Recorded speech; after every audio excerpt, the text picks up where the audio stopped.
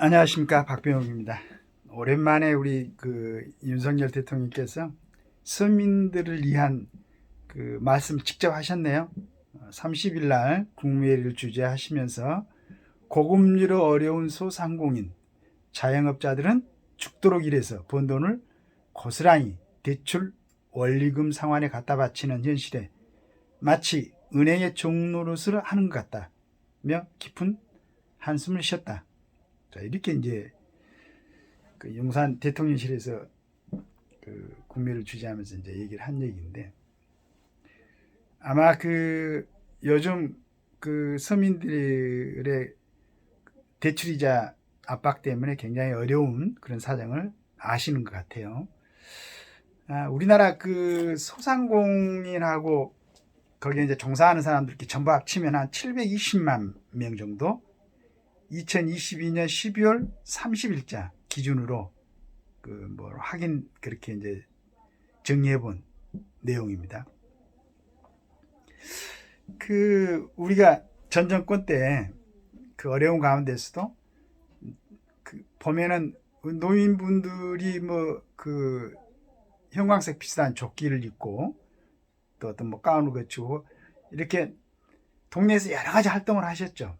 지금도 이제 하십니다. 지금도 하시고 계시는데, 그러므로서 참 어려운 상황이지만은 국가가 이렇게 우리 노인들까지 보살펴 주시고 신경을 쓰고 있다.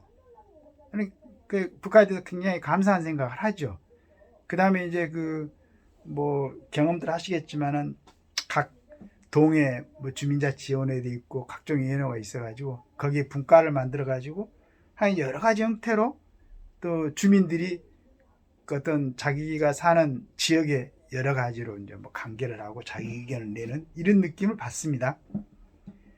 그럼에도 불구하고 4, 5년 동안에 어르신들은 또 그래도 국가를 위해서는 일단은 국가 안보가 중요하고 외교적으로 일본과 또 미국과 동맹을 맺어서 만일의 사태 때 우리 대한민국 안에서 무슨 일이 일어나면은 우방국들이 지체 없이 우리를 협조해 준다는 것을 갖다가 저 무례한들 같은 중국이나 중공이죠. 중공이나 러시아나 또 북한에 이걸 인식을 시켜놔야만이 서툰 짓을 하지 않는다. 이제 여러분들이 보시다시피 지금 이스라엘 하마스가 갑자기 침공했던 이유가 있습니다. 침공보다는 미사일을 5,000발을 쐈다고 그러죠. 거기에 아마 그런 통제하는 주변에 세력들이 있어가지고 저가 요청해가지고 이스라엘을 한번 그렇게 하면은 같이 협조해서 이스라엘 저거 한번 제껴보자 이렇게 아마 의논을 했던 것 같은데, 또 이스라엘은 대단한 나라죠. 그 다음에 이스라엘도 대단한 나라지만은 이스라엘의 가치를 인정하고 있고 또 이스라엘 민족을 이루고 있는 유대인들의 어떤 영향력이 있기 때문에 바로 미국에서 반응을 일으켜서 항모가 바로 이제 준비가 되고 주변에 또 EU 국가들에서도 같이 참여하고 해가지고 처음에 하마스하고 약속했던 그런 세력들이 꼼짝을 못하고 있는 것 같아요. 그렇죠. 그게 바로 준비하는 겁니다. 그래서 그 준비를 위해서 우리 윤석열 대통령께서 여러 또 다른 시각을 갖고 있는 사람들 반대 비난을 무릅쓰고 일본하고 그 다음에 미국하고 튼튼한 군사적 동맹을 결속시켜 놓고 또 이번에 며칠 전에는 사우디 카타르에 가가지고 정말로 큰 금액을 앞으로 서로 투자하고 유치하고 이런 국민들이 굉장히 아주 기대하고 성과를 갖다가 축하하는 그러한 큰일을 하시고 오셨죠. 또 오시는 새벽에 아침에 44주기 박정희 전 대통령 추모식에 참여하셔가지고 박근혜 대통령을 만나는 모습은 국민들에게 여러 가지 측면에서 안심을 갖게 하고 반가운 일이었죠. 그러고 이제 30일 날 국내에서 이런 시각을 가졌습니다. 그러나 그 중간에 서민들은 정말 어렵죠. 그런데 참 이해가, 저같이 이제 그 금융 부분에 대해서 문의하는 사람들이 이해가 안 가는 게, 기준금리는 뭐 0.5% 올리고 뭐 1% 올리고 막 그런 얘기만 들었는데, 대출 이자는 뭐 10만 원 내던 사람들이 30만 원 내고 50만 원 내던 사람들이 100만 원 가까이 내고 이렇게 이자를 낸다고 그러니까, 도대체 그 기준금리에다가 어떤 형태로 이자를 그 플러스 해가지고 서민들한테 받아가니까 대출 이자를 이렇게 높았는가, 그 기준을 모르겠어요.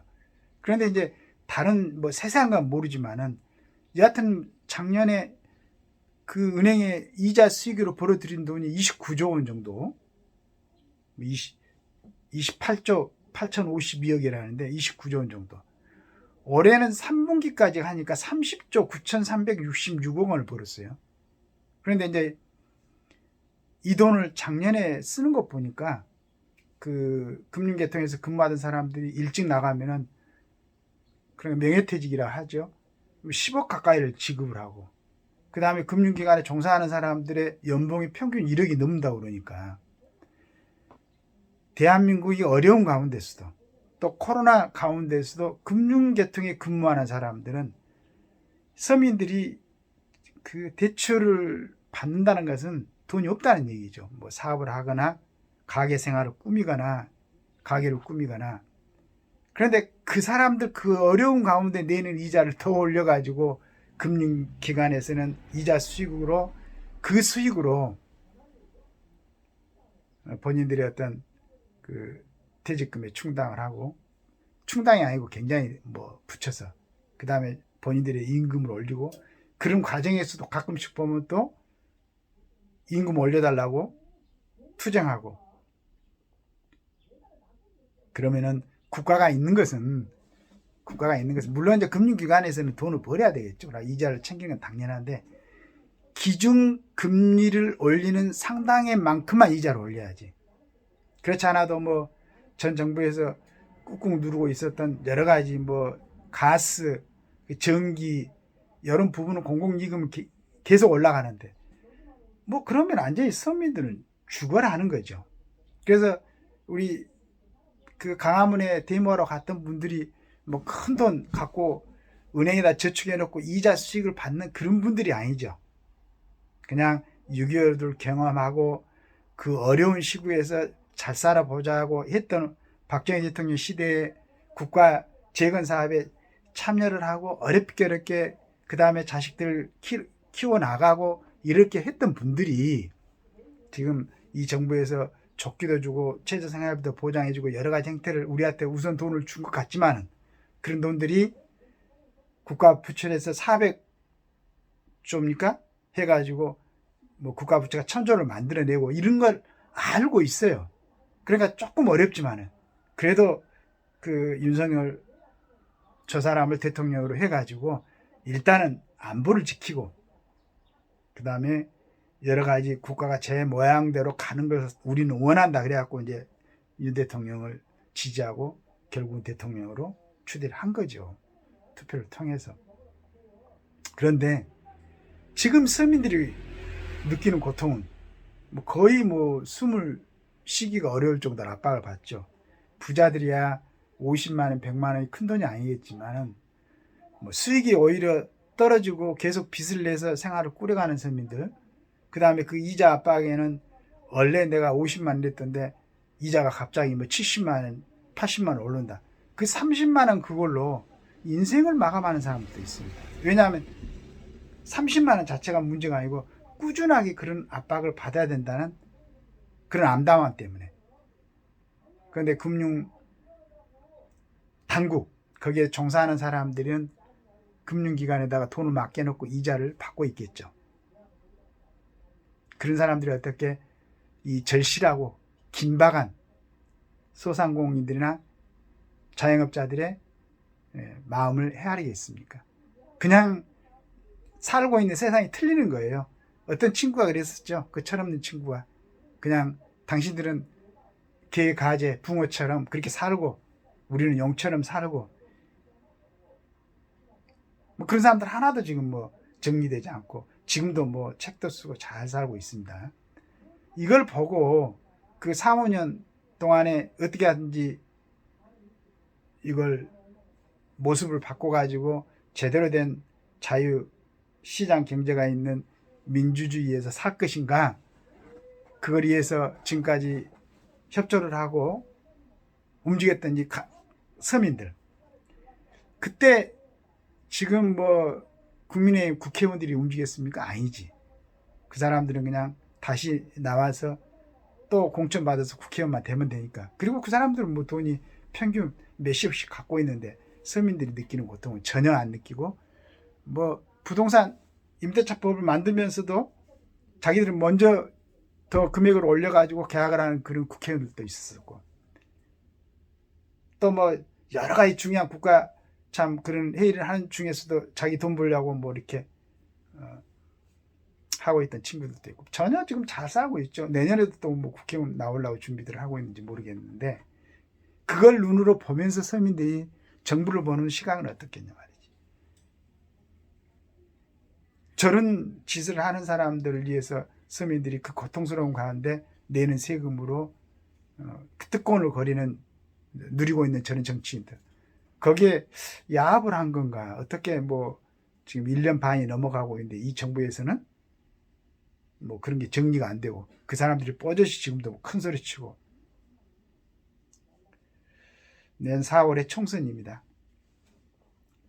소상공인이나 자영업을 하는 사람들 중에서 그래도 국가를 생각하고 어떤 방향으로 나가는데 우리도 그 고통에 동참하겠다는 마음을 갖고 있더라도, 이런 어처구니 없는 어떤 금융 정책에 의해서, 그러니까 기준금리가 0.5% 올랐으면은 그걸로 우리가 대출받은 이자를, 예를 들어 이제 소상공인들이 생각할 때 이자를 거기에 뭐 0.5%면 한 1% 정도 더 낸다, 이 정도는 이해를 하겠죠. 근데 어떻게 막 금액이 2배, 3배 이렇게 이자가 지출이 되고 있는 것을 국가에서는 방치 아닌가, 이건 방치 수준이지. 대통령이 한마디 해놨으면 이게 금융당국을 통해서 시중은행에 정확하게 의사가 전달되고 그게 정책으로 실현되는 모습을 반드시 보여주셔야 될 겁니다. 그래야 국민들이 그 5년, 6년째 기다리고 인내했던 그 인내심이 그대로 유지가 될 겁니다. 그렇지 않으면은 정말로 이제는 뒤돌아설 수밖에 없는 그런 마음이 될 것입니다. 우리 윤 대통령께서 애교나 국방 항상 제가 말씀을 드리지만은 정말로 잘하고 있죠. 그 다음에 그저께도 군의 그 인사 멋있게 안정적으로, 그 전에 좀 불안정한 요소를 다 걷어내고 새로운 모습으로 합참의장부터 각군 참모총장들 이렇게 교체하는 걸 보고 잘 잡고 있구나. 그런데 그렇게 큰 것만 잡고 있는데 그 밑에서 정말로 절실하게 생을 놓고 고민하는 이 소상공인들의 아픔도 들여다봤으면은, 이제 들여다보신 것 같아요.